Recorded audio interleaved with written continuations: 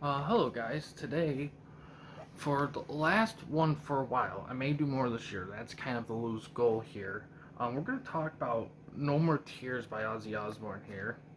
Look at this thing in a little bit. But first, a little bit of background info on this album. This is one of my favorite albums. I love this album. This one came out in 1991 actually, which is weird because I could have sworn this came out more in the mid to late 80s, but no, this came out in 91. Um, let's see.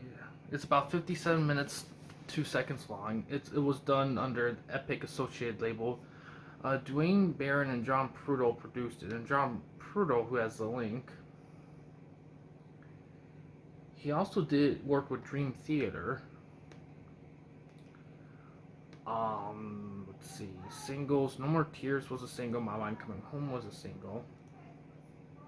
And of course, we're talking about the CD version. People worked on, of course, Ozzy Osbourne did the vocals, Zakk Wylde did the guitars, Randy Castillo did drums, John Sinclair did keyboards, Bob Daisley played bass, and Mike Inez also did bass and inspiration and musical direction. Had a 02 re-release. Yeah, not a ton to say about it.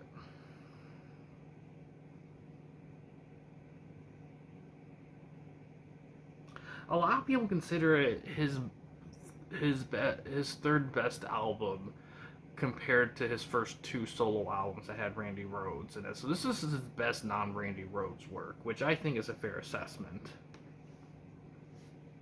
In AllMusic, the critics gave it 4.5 stars out of 5 for AllMusic critics, and user ratings gave it 4.5 stars out of 5 with 700-ish user ratings. So, yeah, this album's fantastic. Now, let's take a look at this thing. This is the CD version. I mean, you got that, and you got the back here. They have this. I've never seen an album do brown so aesthetically pleasing. Brown's a hard color to make aesthetically pleasing, in my opinion, and they make it work here. This album also has 11 tracks.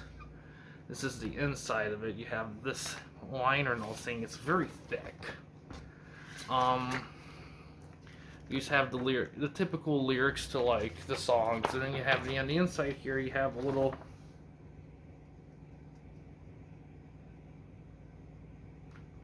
You have the lineup of the four actually. Funny enough, Bob Daisley and John Sinclair aren't in this part. It looks like they gave Inez credit over Daisley, which is in terms of the cover, which is strange. Some more liner notes.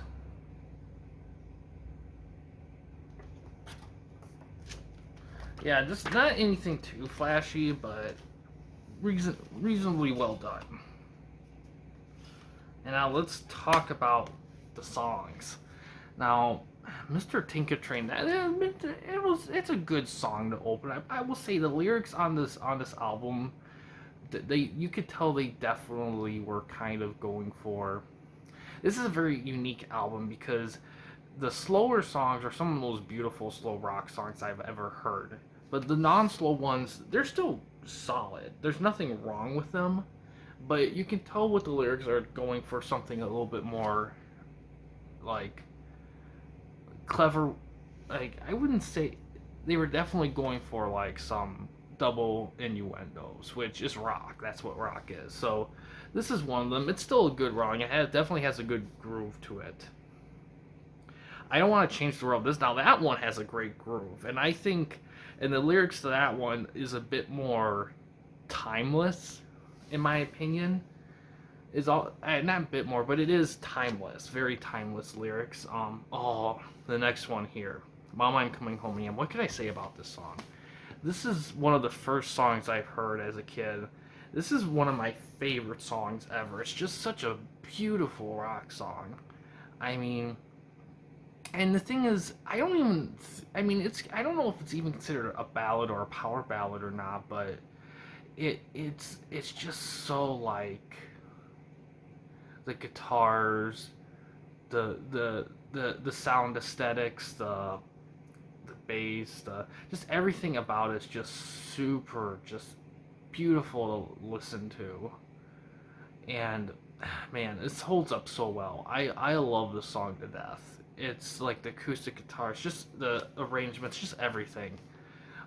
Ozzy Osbourne's voice is it's such a unique singing voice, and it can make anything sound so. And when he's really invested in the song, you feel the soul, and he's invested in this song. I don't really know a lot of songs he's not invested in, but you can tell which ones that really get him like really he gets hyped up for. Desire, this is a good one. This one has a very heavy groove. I mean, the album overall is very heavy, but Desire feels very heavy. And I will say that there's not a lot of songs on this album that makes the slow parts and the fast parts a ton. Usually, Desire might do a little bit, but there's one song on this track that do it a bit more. Ooh, no one after Desire, No More Tears. This is one of my favorite songs. The title track of this. This is the 7-minute version, not the radio version. The shorter version's still good. Don't get me wrong, but I like the longer version better. This is I love this song. It like the opening riff to it is just the opening bass riff is just awesome. And then you get then everything just chimes in and it just builds up and that the guitar the guitarist there's some songs where the guitar really sings in it, and this was one of them. The guitar is really alive in this song. It's awesome. And then the solo, like everything gets slower after the second chorus. So this is one of those things where it mixes the song's well orchestrated overall, and then it builds up to the guitar solo. This is one of my favorite guitar solos ever. Like seriously, it's like it's so soulful and it just has so much spirit. And the way it just transitions back, revisiting the riff, it's just can't get better than that. It's one of my favorite songs without a doubt. Next one, Sin. Sin does a good job. Sin starts really slow, and then it picks up quite a bit. It's definitely a well arranged song, and it's actually orchestrated really well. I do like it a lot. Hellraiser is a little similar to that, but maybe kind of more similar to I Don't Want to Change the World. Time After Time, now I'm looking back, the song's actually mixed up a little bit more than I remembered. But Hellraiser is kind of definitely Time After Time. I mean, that one's definitely on the speedy, not speedy, but like it's kind of middle fast, middle slow. It's kind of more blended throughout. If I remember correctly, in terms of like pace. Zombie Stomp, the music in this, you can tell like after they're going through it, like we need to have like an anthem song. This is their attempt for an anthem song. It's not bad. I'm not gonna say it's dreadful. The music's great. The lyrics are fine, but I will say the one thing about the record, like the chorus to some of these songs, it's fine, but for some reason I felt like they were kind of stretching it a little bit in some places. Like not the slow stuff. The slow stuff's great. It's really the fast stuff that I feel like, not necessarily all the fast, not necessarily the whole part's just, I don't know. I think I'm being a little nitpicky at this point. But yeah, Zombie Stomp, it's an anthem. It's kind of an anthem song. I don't hate it, but I remember listening to it with my friend like years ago through the radio. Like we were playing a CD, and he's just like, "What is this song?" And I get that.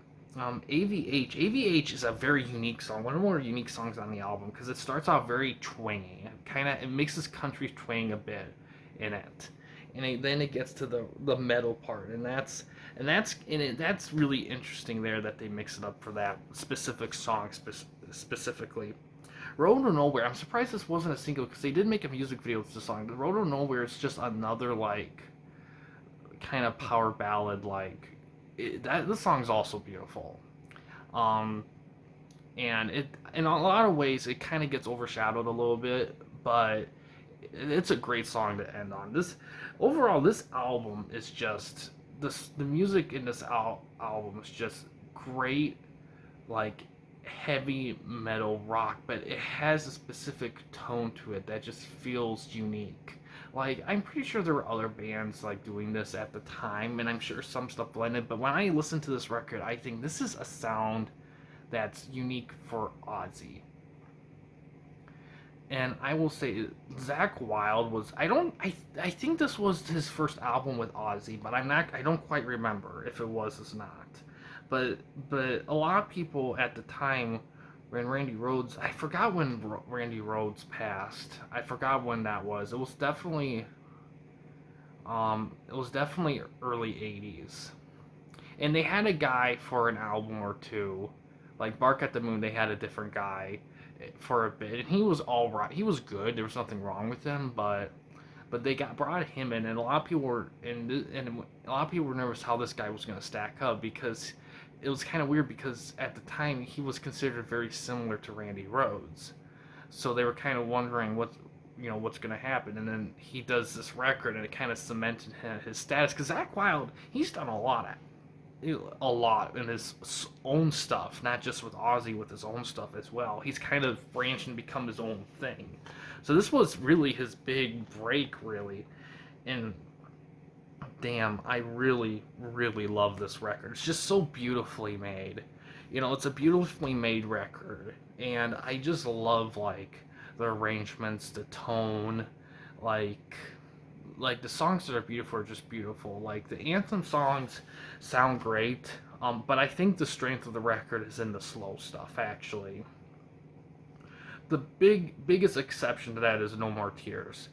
But the thing with the album is that it's not just fast and slow; it's a blend. This album, the best rock albums in general, have great arrangements, great pacing. They go up and down, soft and slow, stop and start. They have great arrangements. The pace can be different. The pace can be consistently fast, consistently slower, mix as well. But the arrangements is key, and this album has great arrangements. I think lyric-wise, the album's great too. There's I like all albums. Some songs are better than others, and I think it's the case here too. It's rock albums. They don't have that as much, mainly because it's rock. but you can tell with some of the songs when they're writing, they had like this great music, but they need to come up with lyrics with it. And I feel like the lyrics weren't necessarily, they're not awful, but there's just time. I'm just listening to something like Mr. Tinker Train or Zombie Stomp, and I'm just like, yeah, you were kind of shooting for it, were ya? And I don't blame them. And to be honest, I've seen a whole lot worse. It's just when you hear it, it's just like, yeah, I get what you're doing. Good job, but I get what you're doing.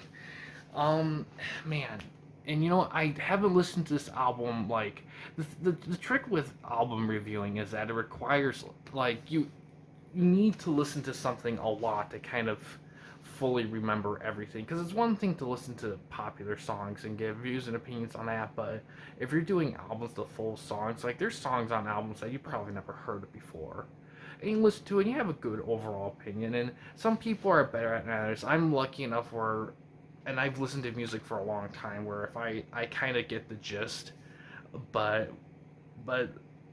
overall it's easier to kind of remember song specifics if you listen to it more than once. And some of these deep tracks, not everyone's going to hear them all the time. I mean, there's differences in all the songs, but you can tell there's an overall tone and blend with this record. There's a goal of the tone to go for a certain thing. And yeah, man, this is just a beautiful record.